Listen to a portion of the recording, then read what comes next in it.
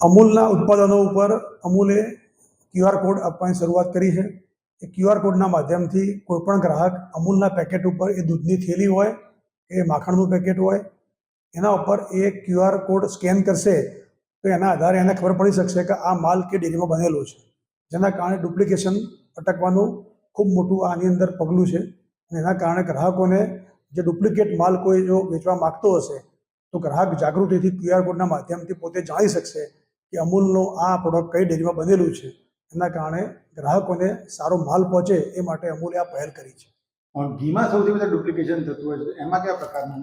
મેં કહ્યું પ્રમાણે દરેક પ્રોડક્ટના ઉપર એનું જે પેકેટ હોય એના ઉપર જ આ QR કોડ હશે. એ તમે મોબાઈલમાં સ્કેન કરશો તો એના આધારે તમને ખબર પડશે કે કઈ ડેરીમાં માલ બનેલો છે, એટલે એના આધારે તમને ડુપ્લિકેટ માલથી બચી શકશો.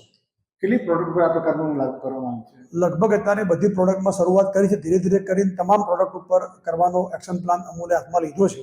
અત્યારે મોટાભાગની પ્રોડક્ટ ઉપર શરૂઆત કરી છે. આવનાર દિવસોમાં જે પણ પ્રોડક્ટ બાકી હશે એના ઉપર પણ આ QR કોડ લાગુ કરી અને દેશના ગ્રાહકોને અમૂલના સારા ઉત્પાદન મળે એ માટેનો પ્રયત્ન અમૂલે કર્યો છે.